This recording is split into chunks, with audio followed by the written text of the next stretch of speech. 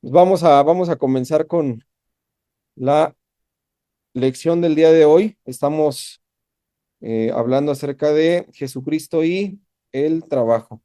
Entonces vamos a ver hoy la lección número 3.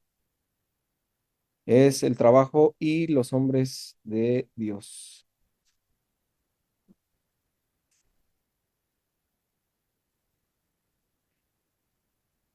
¿Y quedó la agüita caliente o no? Porfa, mi perro, no estás así. Té, hay té, Rafa. Pero hay té. Sí, un té.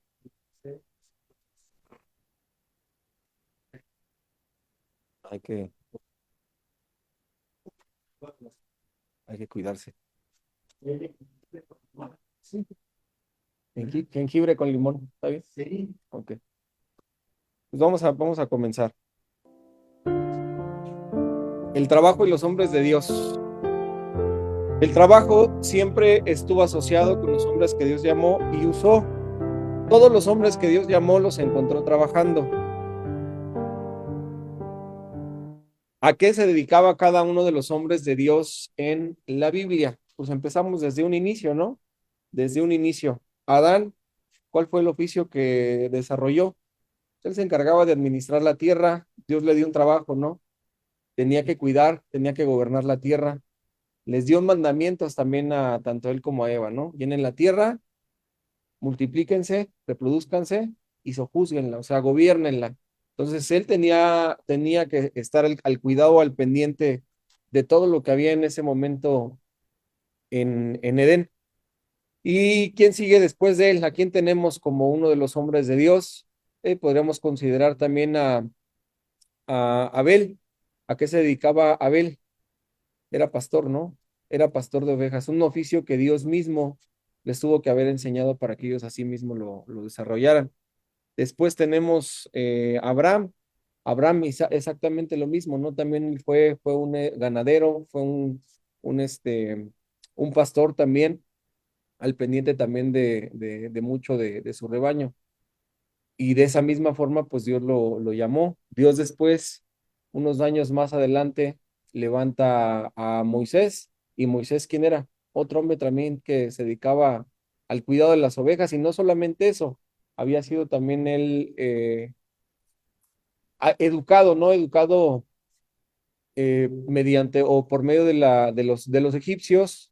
Y se dice por el hecho de la descripción que Dios le da detallada de cómo se tenía que construir el arca, y tanto el arca como el lugar santo, el lugar santísimo, y todo de manera tan especificada que probablemente lo que el oficio o la profesión que Moisés había aprendido era la arquitectura.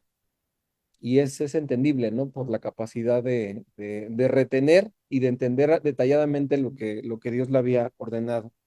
Y seguimos más adelante con cada uno de los hombres de Dios. ¿Quién era David? Pastor de ovejas.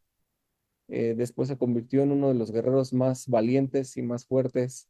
Y después, pues Dios lo colocó como un rey. Y lo mismo con cada uno de los jueces, de los gobernantes, de los reyes que Dios fue levantando, sacerdotes, escribas y más. Y llegamos con Jesús. ¿Qué era lo que era Jesús? ¿Qué oficio había desarrollado Jesús? Era conocido por algo, ¿no? Era carpintero, carpintero. Había sido carpintero. Y lo mismo con cada uno de los hombres que Jesús levantó como sus discípulos y pues más adelante como apóstoles. Cada uno de ellos, sin excepción, tenía un oficio. Pescadores, recaudadores de impuestos. ¿Qué más había entre él? Había un celote, que eran los celotes, hombres educados o preparados pues, para la guerra, ¿no? Para pelear. Eran asesinos a sueldo que tenían que ser, pero demasiado sigilosos. Ese era un celote. Y lo mismo con los hombres que Dios fue levantando después de esto, ¿no? Pablo, un gran ejemplo de cristiano, que era Pablo. Él se encargaba de qué? Hacía tiendas, se encargaba de hacer tiendas, trabajaba las pieles para poder hacer las tiendas. ¿Y qué más era él? Fariseo, ¿no? También era un fariseo. pertenecía también a ese grupo de hombres. Entonces, todos los hombres que Dios ha utilizado y que nosotros conocemos a través de la Biblia, todos sin excepción, tenían o habían desarrollado un oficio y Dios los llamó estando ellos trabajando. Jamás vemos en la Biblia algún hombre que Dios haya llamado, que Dios haya escogido para usarlo, que pues, no estuviera haciendo nada. Gedeón, ¿se acuerdan qué era Gedeón? ¿Qué era Gedeón?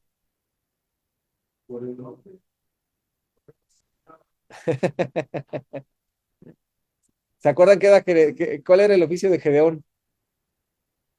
No, ahora, ¿te acuerdas cuál era el oficio de Gedeón?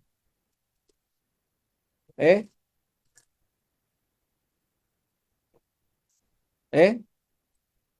Ok, ahorita lo vamos a hacer atrás de su hojita, ahorita vamos a ver un tipo examen, una tipo, sí, es un tipo examen respecto a los oficios, respecto a los oficios que encontramos en la Biblia. Y ahorita vamos a ver en cuántas de esas nos equivocamos. Yo me equivoqué en tres le fallé, son 31 preguntas. Y ahí vamos a ver en cuántas nos equivocamos, cuántas sí no sabemos. Y pues algunas tal vez les atinaremos, ¿no? Porque va a ser al azar por las que no las sabemos, pero a ver cómo nos va en la encuesta. Entonces vamos ay, Dios, déjenme cerrar esto. Ahorita no. Bien, con el frío se traba. También las máquinas también con el frío se traban. Entonces vamos a seguir con esto. Ahí apúntense. Les presentamos profesiones y oficios bíblicos. Son 31 preguntas sobre personajes bíblicos y sus profesiones u oficios. Para contestar tendrás 5 segundos por cada pregunta. Comencemos. ¿Qué oficio tenía Abel? Él era pastor de ovejas, agricultor o cazador. Pues Abel era pastor de ovejas. Génesis 4:2 lo menciona. Segunda pregunta. Agripa, ¿qué oficio tenía? Él era alfarero, brujo o rey.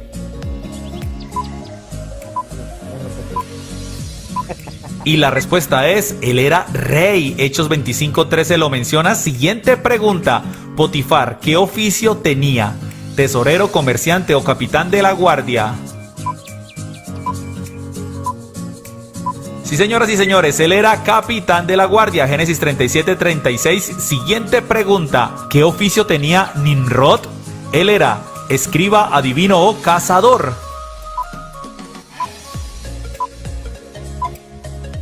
Y la respuesta es, él era cazador. Génesis 10:9 lo menciona. Siguiente pregunta.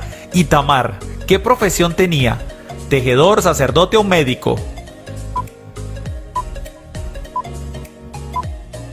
Y la respuesta es sacerdote. Éxodo 28:1 lo menciona. Siguiente pregunta. Abner, ¿cuál era su oficio? ¿Fabricante de tienda, general del ejército o funcionario?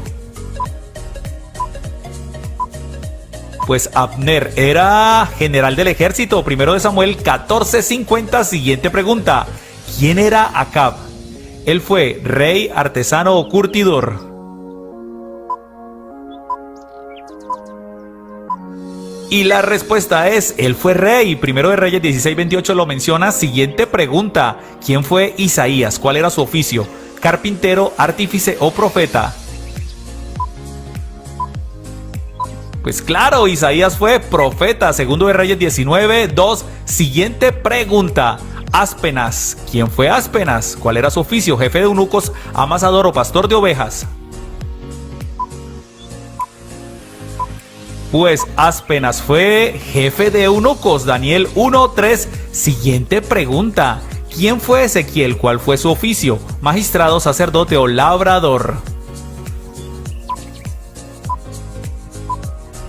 Y la respuesta es sacerdote. Ezequiel 1:3 lo menciona. Recuerda que son 31. Vamos por la siguiente. ¿Cuál fue el oficio o profesión de Ciro? ¿Herrero, rey o pescador? Y la respuesta es, él fue rey. Segundo de Crónicas 36:22 lo menciona. Siguiente pregunta. ¿Cuál fue el oficio de Esdras? ¿Maestro, curtidor o escriba? Pues Esdras fue escriba. Esdras 7:6 lo menciona precisamente. Siguiente pregunta. ¿Cuál fue el oficio de Mateo? ¿Él fue publicano, juez o músico?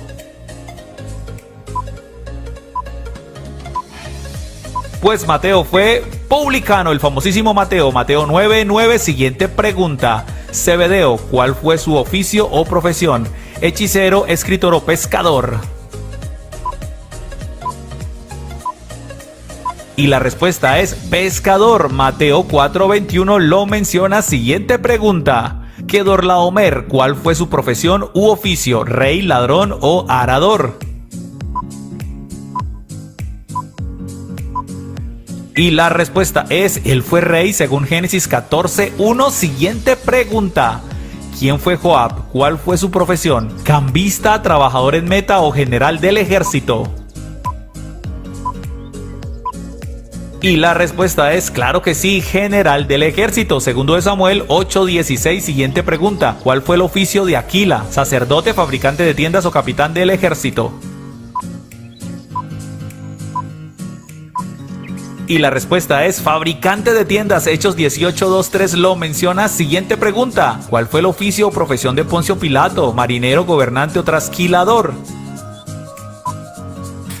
Y esta estaba súper sencilla porque la respuesta es, claro que sí, gobernante. Mateo 27:2. Siguiente pregunta. ¿Cuál fue el oficio de Josafat? ¿Juez, cronista o barbero?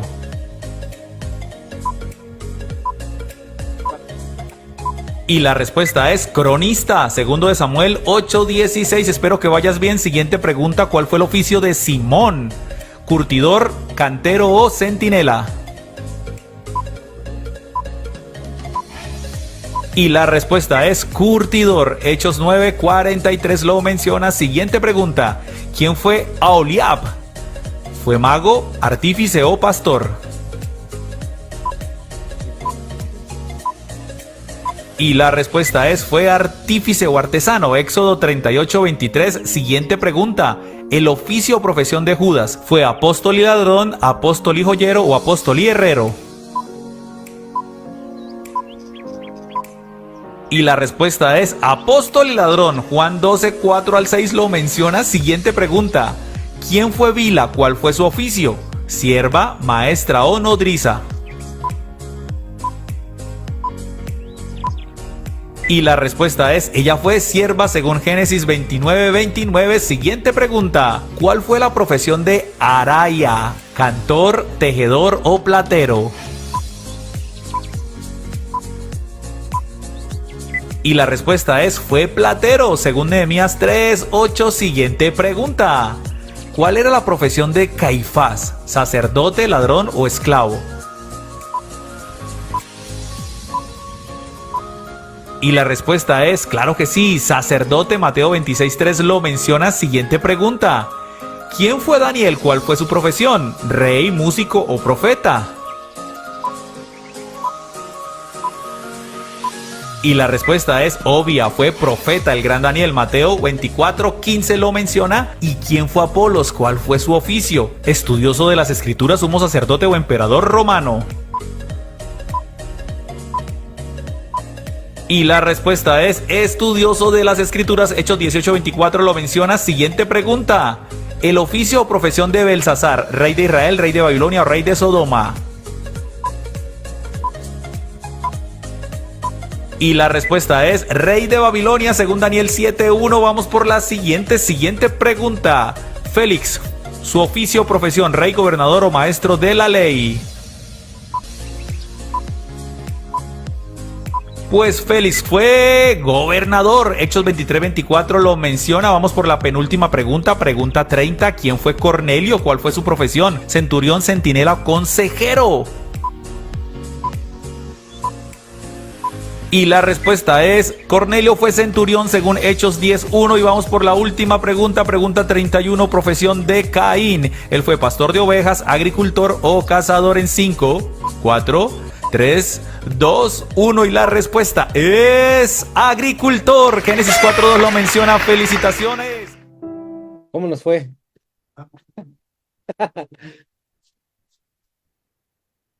10 malas, Sara. 5 malas. Ahorita ya ni nos quiere decir. 3. 3 malas. 3 malas. Estamos a la par. Sí, Rafita. ¿Pero te ibas a hacer una pregunta? ¿Me dijiste una pregunta? ¿No? Hay más.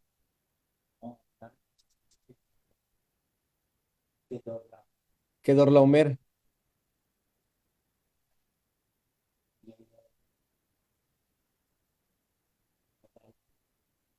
¿Cuál? Adaía, algo así, ¿no? El que es platero. Ese está ahí en Nehemías, en el libro de Nehemías está. Ok, seguimos. En esta lección veremos dos de los más grandes hombres de Dios que jamás han existido. Ellos constituyen el ejemplo que debemos seguir si es que queremos servir en el ministerio. El Señor Jesucristo, nuestro ejemplo.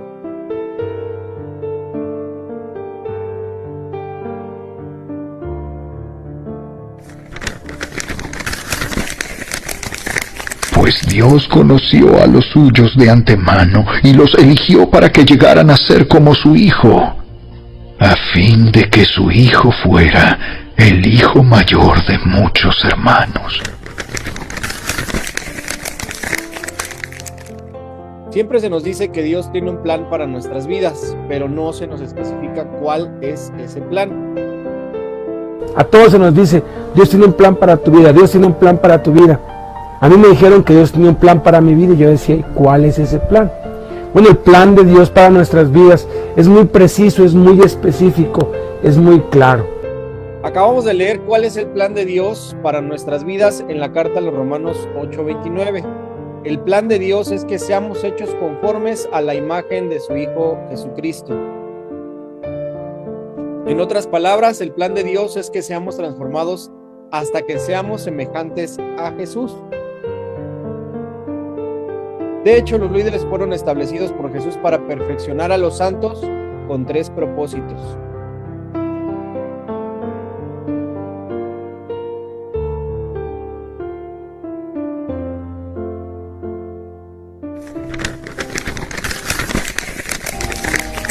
Ahora bien, Cristo dio los siguientes dones a la Iglesia: los apóstoles, los profetas, los evangelistas y los pastores y maestros.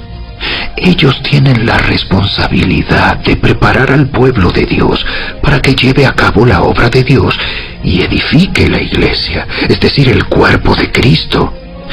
Ese proceso continuará hasta que todos alcancemos tal unidad en nuestra fe y conocimiento del Hijo de Dios, que seamos maduros en el Señor.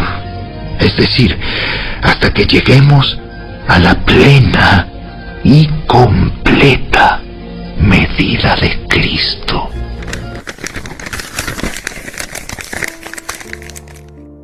Primero, hacer la obra del ministerio. Segundo, la edificación del cuerpo de Cristo. Tercero, que todos lleguemos a ser como Jesucristo. Entonces, Jesús debe ser el modelo, el eje, la guía, la medida, el fin, la meta, el propósito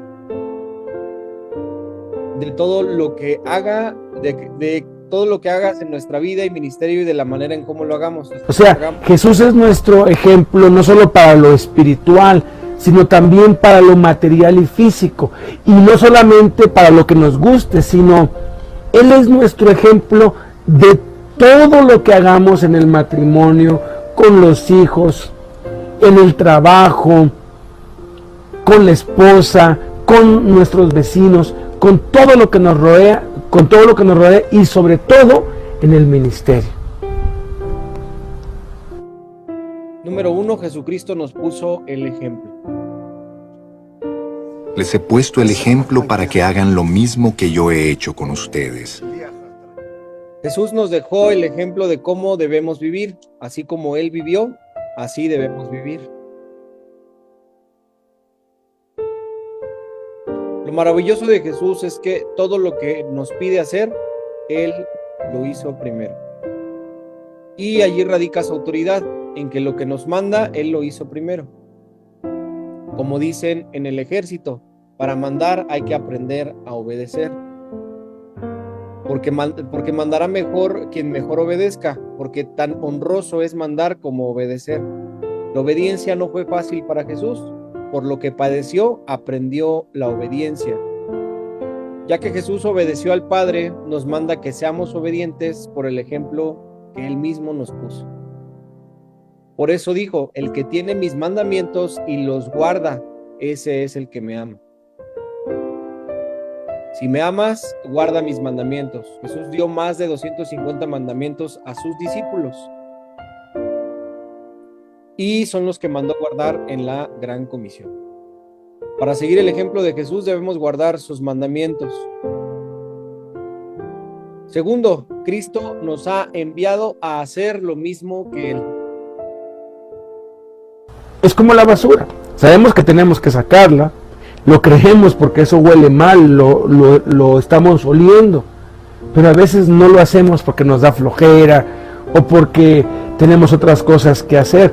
Pero el creer y el saber tiene que venir asociado al hacer. La paz sea con ustedes, repitió Jesús. Como el Padre me envió a mí, así yo los envío a ustedes. Así como el Padre envió a Jesús, del mismo modo nos envía a hacer lo mismo que Él hizo.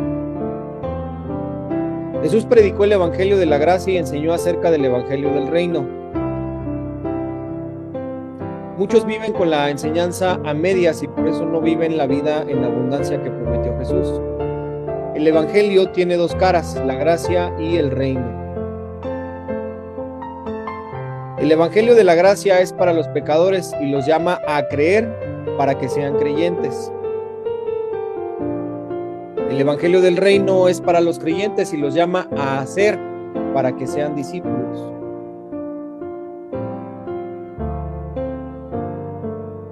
A los perdidos les toca creer para ser salvos, a los creyentes nos toca hacer para que seamos discípulos. Por eso Jesús dijo, el que me oye estas palabras, obvio que el que las oye es porque es un creyente. El creyente es el que va a escuchar la palabra de Dios. Al incrédulo hay que ir a él para ganarlo para Cristo y traerlo a escuchar la palabra de Dios. Pero el creyente oye, dice, el que me oye estas palabras y las hace, le compararé a un hombre prudente que edificó su casa sobre la roca. Pero el que me oye y no hace, aunque crea, aunque sepa, edifica sobre la arena y su casa se va a caer. Debemos andar como Jesús anduvo.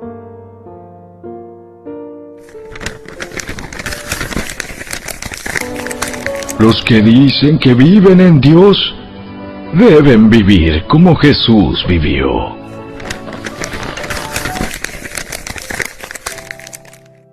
El andar implica la vida diaria, lo cotidiano. Andar como Cristo anduvo incluye también el trabajo. ¿Cuál fue el primer testimonio público que Jesús dio al mundo? Tenemos el primer milagro que Jesús hace. ¿Cuál es el primer milagro que Jesús hace? En las bodas, muchos dicen que fueron las bodas de la cárcel, las bodas en Cana. Las bodas, la boda en Caná, ese fue el primer milagro que Jesús hizo, público.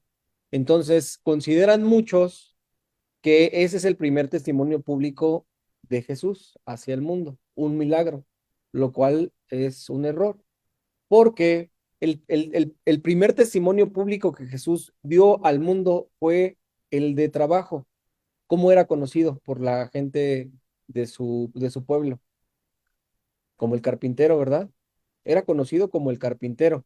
Y incluso hay ciertos historiadores, ciertos libros que han hablado acerca de los hechos de Jesús, que mencionan que hay un silencio respecto a la vida de Jesús.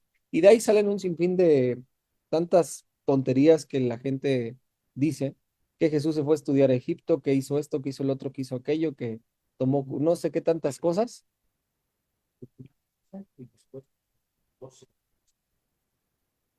Justamente por eso dicen que hay un silencio, ¿no? De a partir de los 12 años hasta que sale a los 30, a los 30.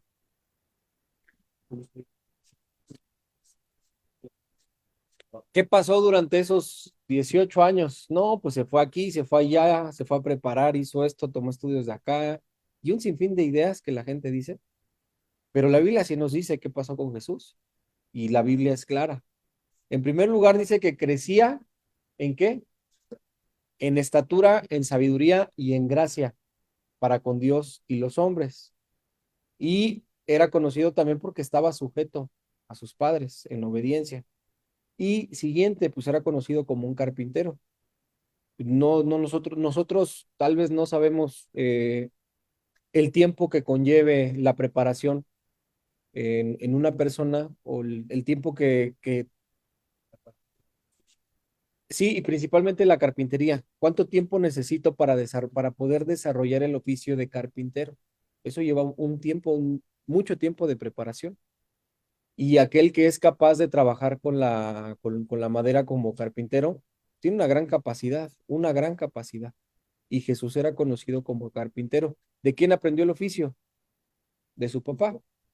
De José aprendió el oficio. Entonces tuvo que estar pegado mucho tiempo con José para poder aprender eso. Independientemente también de el hecho de que como cualquier judío, cualquier hebreo, tenía que tener una preparación en cuanto al conocimiento de la ley.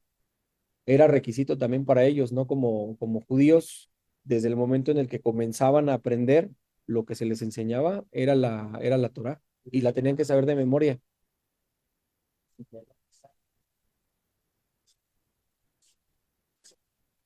¿Qué no es el carpintero?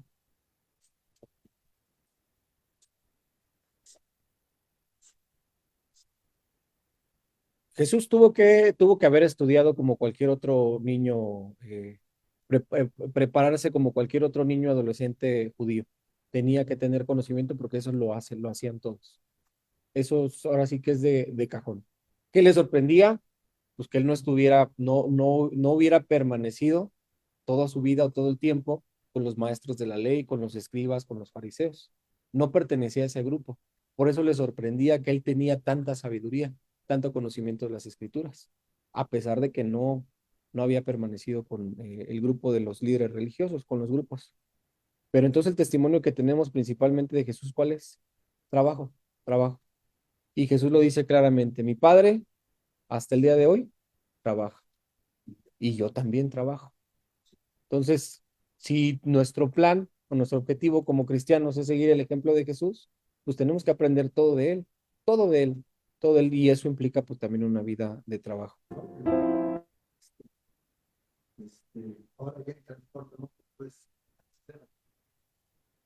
Sí.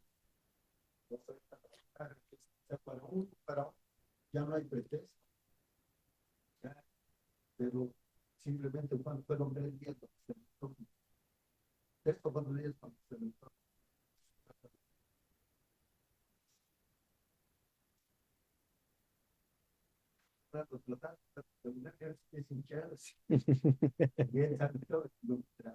Sí, se aventaba sus buenas rutas, iba de un lado para otro, andaba de arriba para abajo, de arriba para abajo.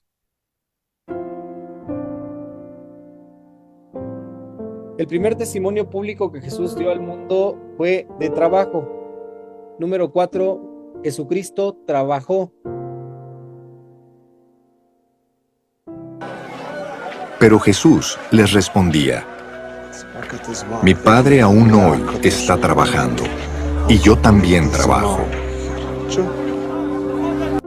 Muchos teólogos dicen que la Biblia guarda silencio acerca de la juventud de Cristo, de los 13 a los 30 años. Pero no es cierto, la Biblia sí dice qué hizo Jesús durante esos 18 años.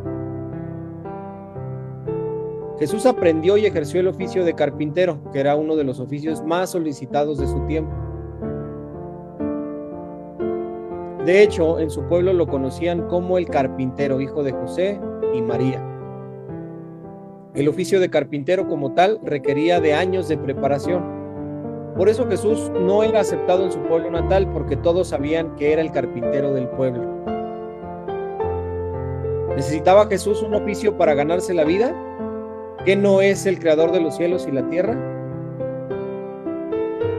Sin embargo, trabajó por 3 razones. En primer lugar, para darnos ejemplo, para que hagamos como Él hizo. Segundo, porque se despojó a sí mismo, tomando forma de siervo, hecho semejante a los hombres. Es decir, que Él participó de todo lo que los hombres participan, ya que así se identificaba con nosotros. Tercero, para financiar sus viajes y recorridos por todo Israel, sufragando los gastos iniciales de su ministerio en compañía de sus discípulos. Quinto, era conocido por sus parientes por trabajador. ¿No es acaso el carpintero, el hijo de María, y hermano de Jacobo, de José, de Judas y de Simón? ¿No están sus hermanas aquí con nosotros? Y se escandalizaban a causa de él. Por tanto Jesús les dijo: ¿Cómo me reconocen mis parientes y vecinos? ¿Qué testimonio tengo para con los de afuera? Es muy lamentable tener buen testimonio en la iglesia y mal testimonio en el barrio y con la familia. Por eso Dios establece que los que quieren servir deben tener buen testimonio para con los de afuera, para que no caigan en descrédito y lazo del diablo. El buen testimonio que debemos dar es que somos personas de trabajo. El ejemplo de Pablo.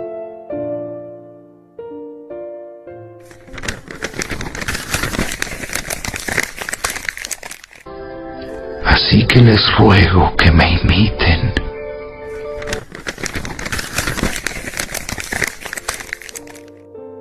De todos los siervos de Dios, el que más influencia ha tenido en el mundo ha sido Pablo, ya que fue el seguidor de Cristo, que siguió al pie de la letra y guardó los mandamientos de Jesucristo. Si uno analiza a fondo las cartas de Pablo a las iglesias, uno descubre que son sino una aplicación de lo que enseñó Jesús en su doctrina en Mateo 5, 6 y 7, donde dio 70 mandamientos a sus discípulos. Un historiador famoso elaboró una lista de los 100 personajes que más han influido sobre la raza humana. En primer lugar puso a Isaac Newton, en segundo lugar al apóstol Pablo y en tercer lugar a Jesús. Al final de la lista había una nota explicativa en letras grandes y resaltadas que decía: en mi opinión, pienso que Jesús es la más grande personalidad que el mundo ha conocido. Sin embargo, lo puse en tercer lugar porque ninguno de sus discípulos siguió fielmente sus instrucciones, ni tampoco su ejemplo, excepto Pablo, a quien puse en segundo lugar por esa misma razón. A Newton lo puse en primer lugar porque fue un seguidor y testigo de Cristo declarado. Escribió más libros acerca de Jesús que de ciencia, y sus descubrimientos han hecho posible la era tecnológica. En la era tecnológica en la que vivimos, Newton fue otro seguidor fiel de Cristo, que aplicó sus enseñanzas a la ciencia y a su vida.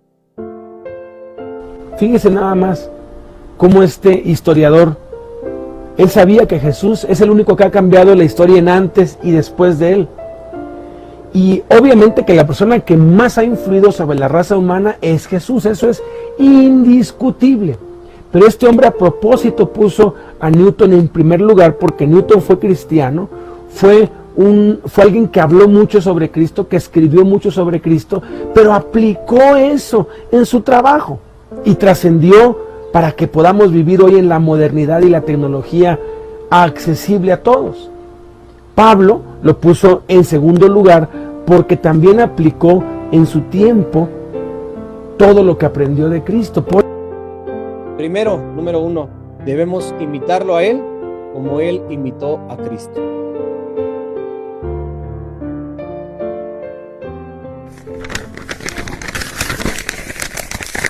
Ustedes deberían imitarme a mí, así como yo imito a Cristo.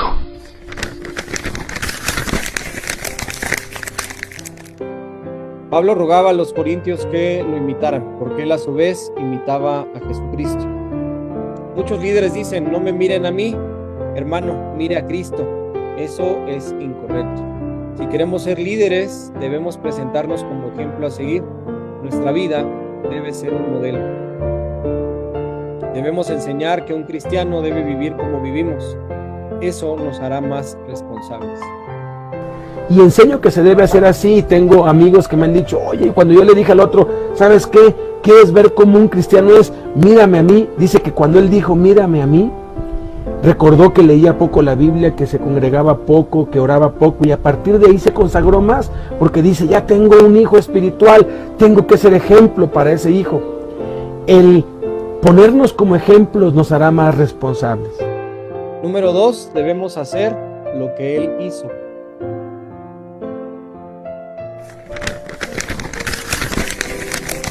No dejen de poner en práctica todo lo que aprendieron y recibieron de mí, todo lo que oyeron de mis labios y vieron que hice.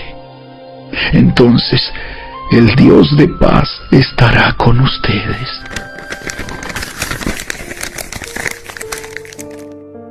El énfasis está en el hacer, no en el hablar. La historia de la iglesia registra no las enseñanzas o predicaciones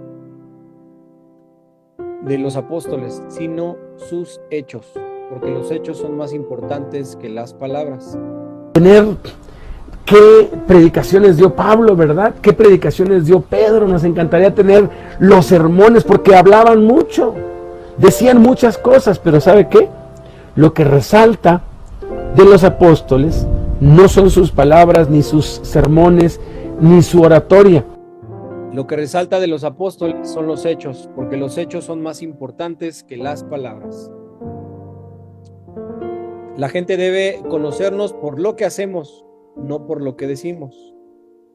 Las palabras convencen, pero el ejemplo arrasa. Lo que hacemos habla tan fuerte que impide oír lo que hablamos. Jesús dijo que no todo el que le dice Señor, Señor, entrará al reino, sino el que hace la voluntad del Padre. Además, el que oye sus palabras y las hace, se comparará o le comparará a un hombre prudente que edificó su casa sobre la roca. Pero el que oye y no hace es un insensato que edifica su casa sobre la arena. Somos la luz del mundo y nuestra luz debe alumbrar delante de los hombres, para que vean, no que oigan, nuestras buenas obras, no palabras, y glorifiquen a nuestro Padre que está en los cielos. No en vano el Espíritu Santo nos exhorta a que nos acordemos de nuestros pastores, que nos hablaron la palabra, y que consideremos cuál haya sido el resultado de su conducta, no de sus palabras. Tercero, Pablo ejercía un oficio. Pablo ejercía un oficio.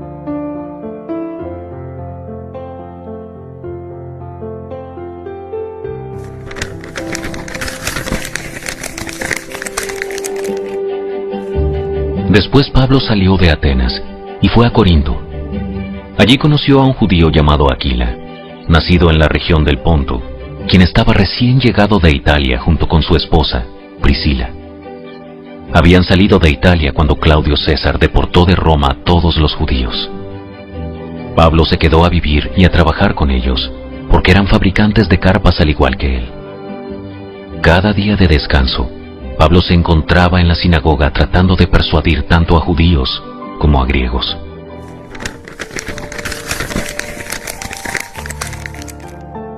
Pablo nos enseña cómo debe ser la vida de un ministro: trabajar durante la semana y predicar los fines de semana. Si llega un momento en el que el ministerio demanda todo el tiempo, pero eso no significa que se debe dejar de trabajar. El siervo de Dios debe seguir trabajando, pero ahora para beneficio del reino de Dios, sin hacer lucro. En los siguientes puntos aclararemos de qué manera debe y no debe trabajar un siervo de Dios. Porque somos extremistas, nos vamos a los extremos. Unos dicen, no hay que ni arrastrar una silla porque soy siervo de Dios, yo estoy para predicar. No, ese es un extremo muy malo. Pero el otro extremo muy malo es, no, todos tienen que trabajar y irse 8 horas a una fábrica, a una oficina. No, tampoco. Hay un balance y eso es lo que vamos a ver a continuación.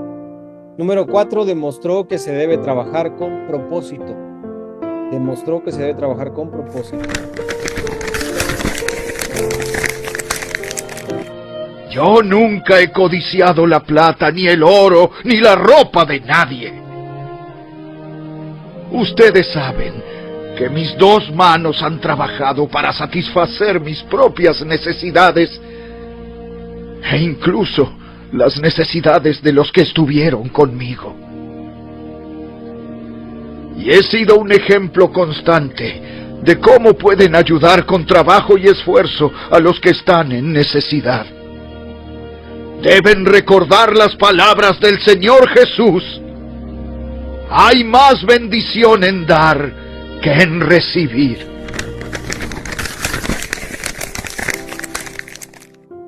Siempre se debe trabajar con el propósito de ser testimonio a los demás, de que no somos vagos, que no servimos a Jesús para que la gente nos mantenga, que no codiciamos el dinero de la gente, que podemos valernos por nosotros mismos y usar parte de las ganancias para ayudar a los necesitados.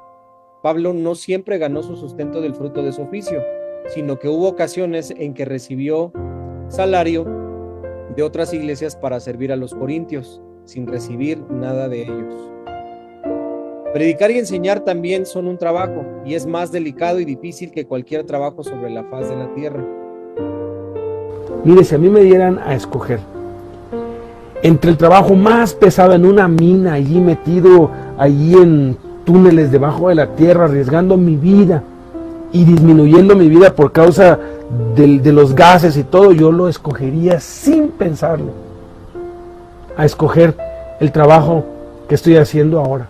¿Sabe por qué? Porque ese trabajo es espiritual, aparte de ser físico, es espiritual, es 90% esfuerzo y trabajo y un 10% de inspiración y de hablar la palabra y de hacer lo que estoy haciendo ahorita. Pero la mayor parte del trabajo es muy pesado, porque aparte del esfuerzo físico, se hace un esfuerzo emocional, espiritual, y Satanás y todas sus huestes están allí peleando y atacando y están todo el tiempo bombardeando para impedir que uno haga lo que Dios le ha llamado a hacer. Y como todo trabajo, tiene un salario. Jesús dijo que los que predican el evangelio vivan del evangelio. Dios estableció que los obreros reciban salario, porque el obrero es digno de su salario. Dios estableció que los diezmos deben ser usados para pagar salario a los obreros, a los siervos de Dios. Cuando alguien es fiel y sirve a Dios de corazón y su servicio demanda todo su tiempo, lo menos de lo que se debe preocupar el siervo de Dios es del dinero, porque ya que trabaja, tiene asegurado su sustento. Lo ideal y bíblico es que los diezmos se usen para pagar sueldo a los siervos, pero cuando no es así, a veces Dios tiene que recurrir a los cuervos para alimentar a sus siervos, como hizo con Elías. El problema de los ministros que no trabajan o que no son fieles es que ningún dinero les rinde y, aunque tengan grupos grandes, nunca les alcanza. Siempre tienen pérdidas, tienen fugas, imprevistos, los roban, y como no usan los diezmos como Dios manda, están robando a Dios y le han abierto una puerta al diablo. Por eso es que piden y piden y piden y no tienen llenadero. ¿No es incongruente que prediquemos un Dios poderoso y luego pidamos a la gente dando lástima para poder seguir? Si trabajamos para una empresa, ¿no es acaso la empresa que debería pagarnos el sueldo? Si trabajamos para Dios, ¿acaso Dios se desentiende de los que Él emplea? Por eso debemos asegurarnos de que Dios nos ha llamado y de que estamos sirviéndole a Él. Si es así, el dinero nunca deberá ser problema, porque el obrero es digno de su salario y ese viene de Dios. Quinto, tenía derecho a no trabajar, más no lo ejercía. Para servir a Dios debemos de dejar de trabajar en lo secular. Yo creo que ya nos quedó bien claro, ¿no? Acerca de este tema. Referirnos a lo secular, pues es considerado pues como un error o un error. Decir secular es un error. Nosotros no encontramos en la Biblia que hay trabajo secular. Eso no existe en la Biblia. Yo no sé de dónde, a partir de qué momento, quién introdujo este término, esta palabra dentro del cristianismo para referirse a un oficio y llamarle algo secular. Y queda bien claro, ¿no? Nosotros cumplimos con un oficio, tenemos y desarrollamos un oficio. Ahora, ¿tengo que dejar el oficio que desarrollé o el oficio en el cual yo fui enseñado para poder servir a Dios? No, no es así, no es así. Y también tenemos que entender, ¿no? Que no puedo caer ni en un extremo ni en el otro. Un extremo es que todos los hombres que le sirven a Dios tienen que dejar su oficio y Dios les va a dar sustento para cubrir todas sus necesidades. El otro extremo, todos sin excepción, debemos tener un oficio, ocuparnos en él 5 días de la semana, para el fin de semana dedicarlo para servir a Dios. Es otro error.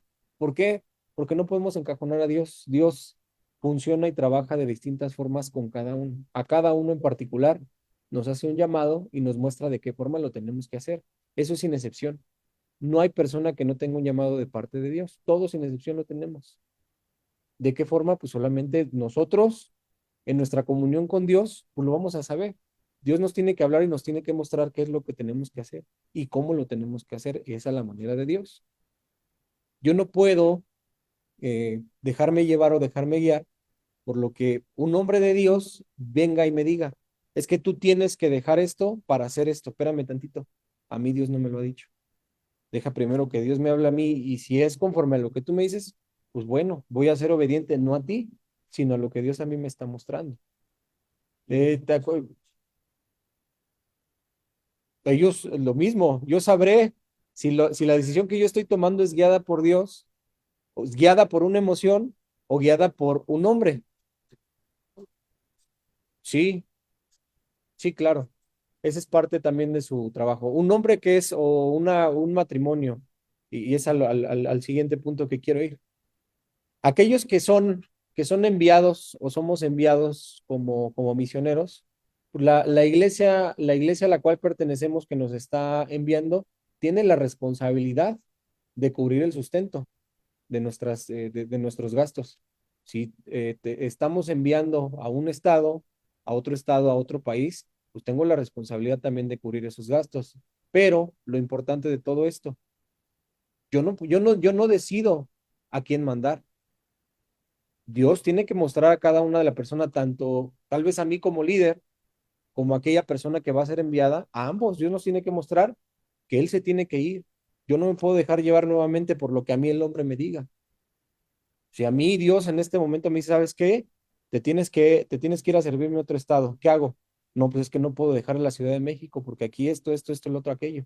Tengo que obedecer a Dios.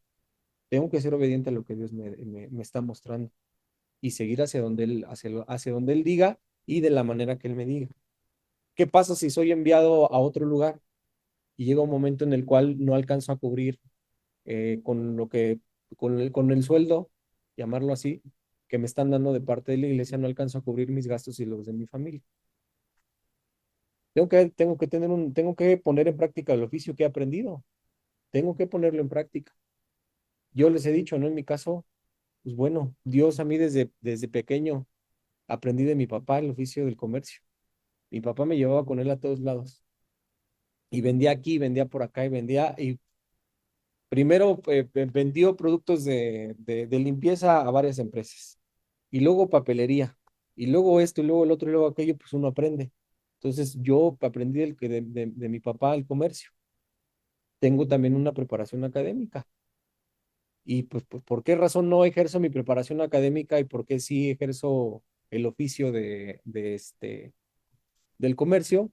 Pues porque el comercio me da la libertad, cierta libertad, ¿no? Para poder también involucrarme en la obra. Lo que un trabajo en una empresa, pues no me daría oportunidad más que tener los fines de semana. Y tener los fines de semana para entrar a la cárcel, pues es un poquito complicado porque solamente es entre semana y en horarios por la mañana. ¿Quién me ha guiado a hacer las cosas de esa forma? Pues Dios, Dios. ¿De quién dependo? Pues dependo de Dios. Y si Dios a mí me guía de esa forma, pues lo tengo que lo tengo que poner en práctica. No me tengo que ver limitado, ni tanto ni por un lado, ni por el otro, ni por mi oficio, ni por el ministerio. Porque lo hemos hablado, ¿no? A veces muchos descuidan la parte económica, dedicando más tiempo a la obra y no hay con qué llevar sustento, con qué mantener a la familia. Y dice claramente la escritura que el que no provee para los de su casa es peor que un incrédulo. Tenemos responsabilidad con la familia, con la esposa, con los hijos. Y si yo sé que no me está alcanzando con lo que recibo, pues con toda la seguridad y con toda la tranquilidad en mi corazón, de que no estoy haciendo algo que vaya en contra de lo que Dios estableció. Me está demandando mucho el ministerio, pero no hay forma de que con lo que se me da alcance a cubrir mis gastos y los de mi familia, pues tengo que empezar a soltar demanda del ministerio para tener que empezar a darle más prioridad a la parte del oficio y que me alcance para el sustento de mi familia. Y puedo caer en un error. Empiezo a liberar más tiempo, a dejar más del ministerio, porque empiezo a querer ganar más dinero de lo que necesito. Y eso ya es un error. Yo sé el llamado que tengo de parte de Dios en la obra del ministerio. Y sé perfectamente con cuánto alcanzo a...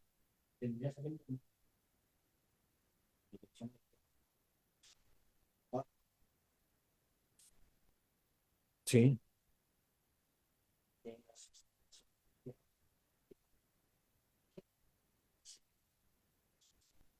Sí, y obviamente todo esto, las decisiones que nosotros tomamos siempre tienen que ir respaldadas de la oración, ¿no? No podemos tomar decisiones a la ligera. Aquellos que servimos a Dios sabemos perfectamente, no nos movemos ni por emociones, no me muevo ni por lo que los demás quieran o esperen de mí, no. ¿Qué es lo que Dios quiere y desea de mí? ¿Qué es lo que Dios a mí me está mostrando que tengo que hacer? Y eso es vital, eso es vital. Si nosotros no nos acoplamos y no nos sujetamos a lo que Dios está demandando de cada uno, pues bueno, vamos a fracasar, ¿no? Y bueno, digo, pues no pasa nada si nos equivocamos, de los errores se aprende. Dios nos va a encaminar, Dios nos va a encaminar. Yo eso lo he aprendido también en mi vida. Dios sabe perfectamente lo que hay en mi corazón y en cada uno de nosotros, ¿no? Dios sabe perfectamente. ¿Cuál es el deseo de mi corazón? Pues servirle y hacerlo de la mejor manera. Seguir su voluntad, hacer lo que Él me diga. Me he equivocado, pues todos nos hemos equivocado, hemos tomado malas decisiones, pero dice claramente la palabra de Dios que Él se encarga de enderezar la senda de los justos. Dios nos va guiando y a través de los errores aprendemos. Y pues, muchos tal vez por años han estado batallando. Llegó un momento en el cual Dios a todos nosotros como hijos, pues nos corrige y nos da dirección hacia lo que tenemos que hacer y cómo lo tenemos que hacer. Entonces, no me va a limitar el hecho de tener que servir para soltar o dejar de ejercer un oficio. Todo esto va a ser también dependiendo tanto de la demanda del ministerio como también de los recursos que estoy recibiendo por parte del ministerio. Porque les ponía el ejemplo, ¿no? Sí les puse ese ejemplo cuando hablábamos acerca de la mayordomía. Aquel, aquel, aquel hombre que pues estaba como pastor en una iglesia, pues la iglesia no diezmaba. Entonces este hombre, aparte de cubrir con su responsabilidad en la iglesia como pastor, tenía que trabajar. Y pues era tanto lo que tenía que chambear que a la hora de que se encargaba de las responsabilidades en la iglesia, estaba cansado, las predicaciones que daba o los temas que daba pues estaban vacíos, huecos, eh, deambulando por un lado y diciendo esto, diciendo aquello y disparates. ¿Qué estaba pasando sobre su vida? Pues la iglesia también nos estaba ocupando, ¿no? De la responsabilidad que tenía para con este siervo. Como resultado, pues no hay buenos resultados, como resultado, no hay buen fruto dentro de la obra. ¿Por qué? Pues por el descuido de un hombre de Dios. Entonces, siempre va a ser eso. Los que fungen como líderes y administradores de los recursos que entran a la iglesia tienen la responsabilidad de distribuirlos y de usarlos de la manera correcta. ¿Por qué? Pues porque obviamente tenemos que rendir cuentas a Dios. Si a mí, si yo soy el responsable de administrar los recursos que entran a la iglesia y resulta que pues en la iglesia es un ejemplo, entran 100,000 pesos al mes y estoy yo, pero aparte de ser yo, hay otros tres pastores, tres ministros, pues en vez de dividirlo en cuatro, pues digo, 60 para acá, 10 damos de diezmo y les doy de a 10 a ellos. Esa es la forma que yo creo que es la mejor, porque pues yo veo que a Fer, pues mira, Fer, trae buenos tenis, trae la sudaderita Jordan, anda en buena camioneta, no tiene necesidad. Eso es lo que yo creo. Yo no sé cómo está realmente, y no, sí, y no es lo justo, no es lo justo, ni tampoco me puedo dejar llevar por lo que yo veo, que es lo correcto. Somos cuatro hombres al frente de la obra. Lo correcto de todo esto es que, ¿sabes qué? Está entrando tanto, separamos el diezmo de lo que se está recibiendo y se va a distribuir, ¿no? Cada uno de nosotros vamos a ser honestos. Tal vez viene Rafa y me dice, ¿sabes qué, Alfonso? De los 100,000 que se juntaron en el mes, separamos 10,000, quedaron 90,000, divididos entre en cuatro, ¿cuánto da? 22,500. Estamos bien, ¿no? Viene Rafa y me dice, ¿sabes qué, Alfonso? Yo estoy bien con 15,000, 7,500 sobra. ¿Qué hacemos con esos 7,500? Pregunta. Se podría poner un fondo, bueno, como un fondo. Sí, bueno, más por los argentinos que o el cemento se podría apoyar. Esa es una forma de administrarlo correctamente. Van a haber necesidades en la iglesia. Familias, hombres, mujeres, huérfanos, viudas, que van a pasar por una necesidad. Y es parte también de nuestra responsabilidad cuidar de ellos. Pero vuelvo a lo mismo. Si yo me estoy quedando con los 60,000 y digo 30 para cada uno, pues entonces ¿quién está mal? Yo estoy haciendo las cosas mal y soy responsable de ello. Estoy administrando de mala forma lo que Dios está dando. Y dice claramente la escritura que el obrero es digno de su salario y que no pondrás bozal al buey que trilla. El buey que trabaja, el que te trabaja haciendo el surco a la tierra, no le puedes cerrar el hocico porque de lo mismo que va derramando, el buey va tragando. Si no, imagínate, trabaja y no le das nada, llega un momento en el que es explotado.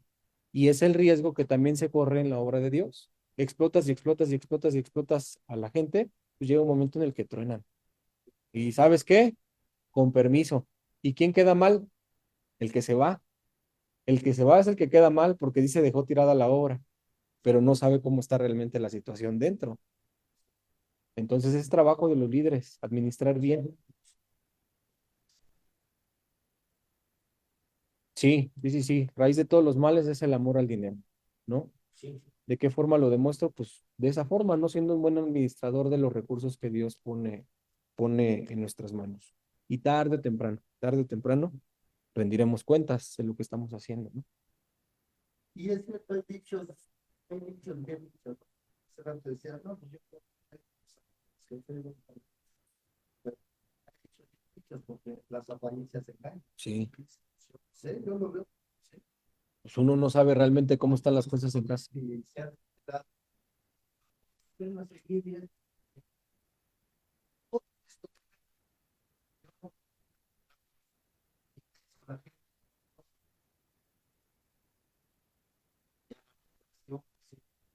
Sí, porque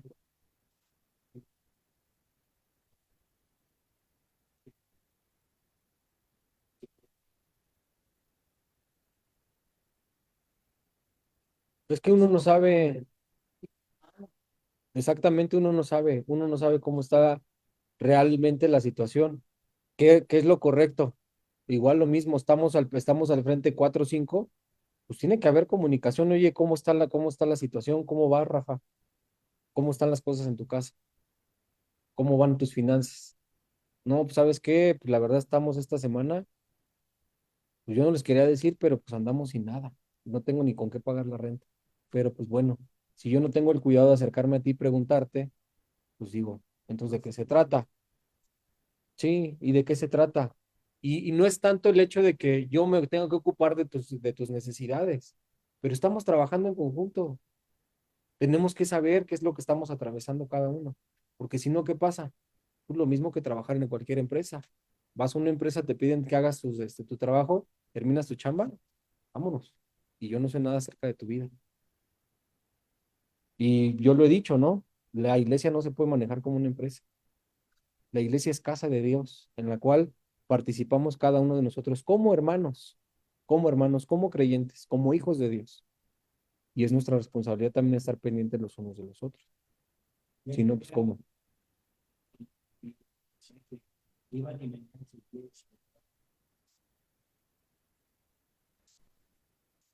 Sí, de acuerdo a la necesidad de cada uno.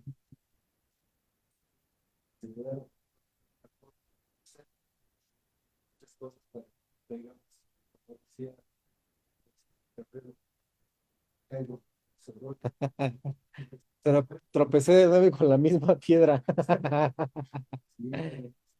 Sí, digo, a Dios no le podemos jugar chueco, ¿no? Él sabe perfectamente y tarde o temprano va a rendir cuentas. Si dice un dicho, no tarde o temprano las cosas caen por su propio peso. No podemos engañar a Dios. El siguiente pasaje de las Escrituras explica por sí mismo cómo Dios sostiene a los que le sirven. También explica por qué algunos siervos deben seguir trabajando en su oficio al mismo tiempo que sirven a Dios.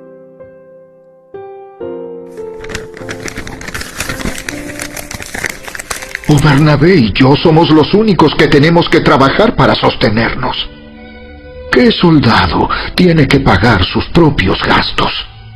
¿Qué agricultor planta un viñedo y no tiene derecho a comer de su fruto? ¿A qué pastor que cuida de su rebaño de ovejas no se le permite beber un poco de la leche? ¿Expreso meramente una opinión humana? ¿O dice la ley lo mismo? Porque la ley de Moisés dice: no le pongas bozal al buey para impedirle que coma mientras trilla el grano. ¿Acaso pensaba Dios únicamente en bueyes cuando dijo eso? ¿No nos hablaba a nosotros en realidad? Claro que sí. Se escribió para nosotros, a fin de que tanto el que ara como el que trilla el grano puedan esperar una porción de la cosecha. Ya que hemos plantado la semilla espiritual entre ustedes, ¿no tenemos derecho a cosechar el alimento y la bebida material? Si ustedes sostienen a otros que les predican, ¿no deberíamos tener nosotros aún mayor derecho a que nos sostengan? Pero nunca nos hemos valido de ese derecho. Preferiríamos soportar cualquier cosa antes que ser un obstáculo a la buena noticia acerca de Cristo. ¿No se dan cuenta de que los que trabajan en el templo obtienen sus alimentos de las ofrendas que se llevan al templo? Y los que sirven en el altar reciben una porción de lo que se ofrece como sacrificio. Del mismo modo, el Señor ordenó que los que predican la buena noticia sean sostenidos por los que reciben el beneficio del mensaje. Sin embargo, yo jamás me he valido de ninguno de esos derechos. Y no escribo esto para sugerir que es mi deseo comenzar a hacerlo ahora. De hecho, preferiría morir antes que perder mi derecho a jactarme de predicar sin cobrar. Sin embargo, predicar la buena noticia no es algo de lo que pueda jactarme. Estoy obligado por Dios a hacerlo. Qué terrible sería para mí si no predicara la buena noticia. Si lo hiciera por mi propia iniciativa, merecería que me paguen, pero no tengo opción, porque Dios me ha encomendado este deber sagrado. ¿Cuál es entonces mi paga? Es la oportunidad de predicar la buena noticia sin cobrarle a nadie. Por esa razón, nunca reclamo mis derechos cuando predico la buena noticia.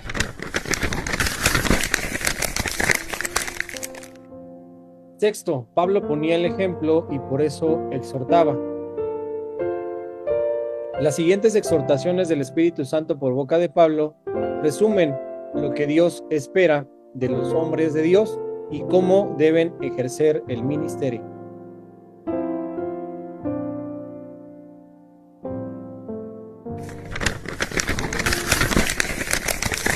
¿Acaso no se acuerdan, amados hermanos, cuánto trabajamos entre ustedes?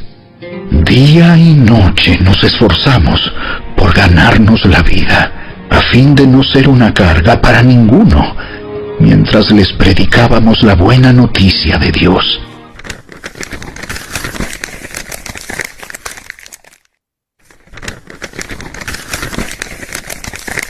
Pues ustedes saben que deben imitarnos.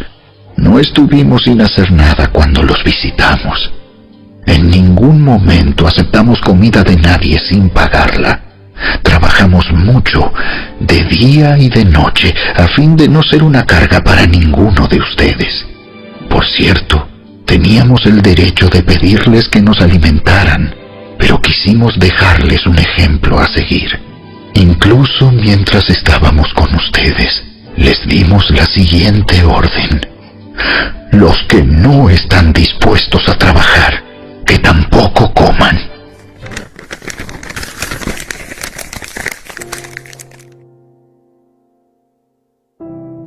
¿Por qué la Biblia enseña que debemos trabajar durante toda nuestra vida? El llamado que tenemos de Dios, pues es a tiempo completo, ¿no? Y eso involucra hasta el momento en el cual el Señor nos llama a cuentas. Yo no digo que esté mal, digo si se tiene ese beneficio, qué bueno, pero hay quienes alcanzan la jubilación, ¿no? Y a mí me han dicho, ya a ti no te preocupa el momento en el cual pues no tengas con qué jubilarte, que llegues a la edad en la que ya no puedas trabajar y pues no tengas con qué solventar tu vida, solventar tus gastos. Y pues digo, pues bueno, pues le estoy sirviendo a Dios y Dios se va a encargar, ¿no? Si se encarga ahora, se va a encargar después. Tengo que seguir trabajando, pues tengo que seguir trabajando. Mientras se tenga esa mentalidad, sí. Claro. Y hay quienes creen que pues porque ya llegaron a cierta edad, pues ya no son capaces de servirle a Dios. No, la capacidad de servirle a Dios la tenemos siempre. Sí es verdad que va a haber diferencia, ¿no?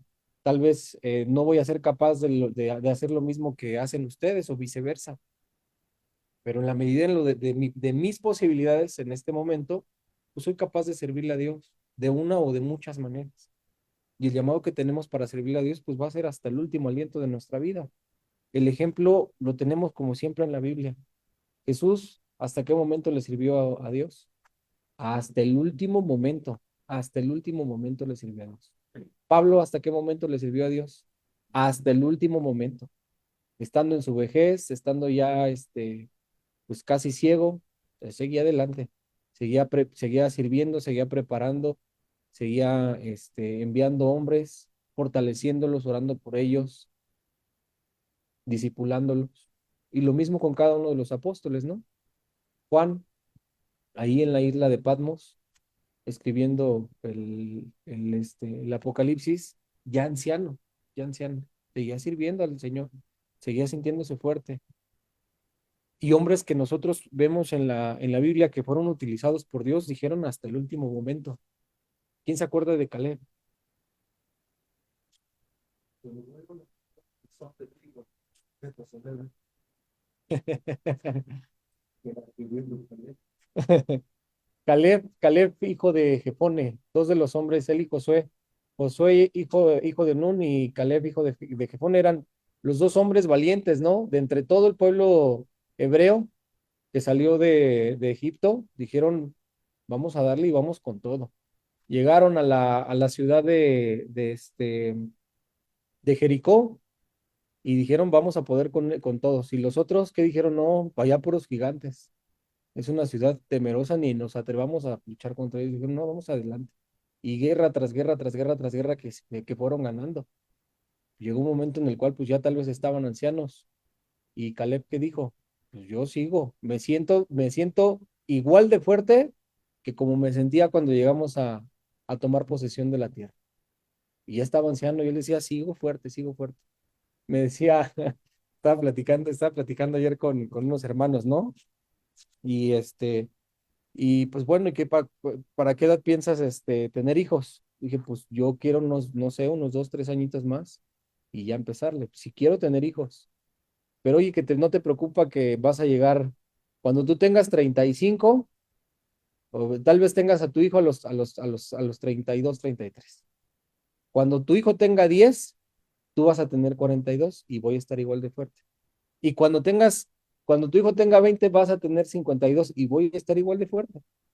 Y cuando voy a estar igual de fuerte, no me preocupa eso. Y si es cierto, pues hay achaques. Hay momentos en el cuerpo ya no rinde igual, decía ahorita Rafa, ¿no? Ya no aguantan las caminadas, se hinchan los pies. Sufro de dolores de espalda teniendo 30 años. Pues obviamente sí me preocupa que más adelante pues tenga que cargar a los chamacos y los achaques y el dolor de la espalda de repente me tuerzan, pero pues uno confía en Dios que vas a tener fuerzas para seguir adelante. Entonces no me puedo sentir limitado por la edad, no. El trabajo es una gran bendición, ¿no? Y yo creo que la experiencia la hemos visto, muchos hombres que han dicho, pues, ¿sabes qué? Yo ya cuelgo las armas del trabajo y se meten a descansar. Y cuando empiezan el descanso, estaban bien fuertes. Cuando se jubilan y empiezan a descansar, se acaban en un instante. ¿Por qué razón? Pues obviamente el cuerpo si no se usa, se atrofia.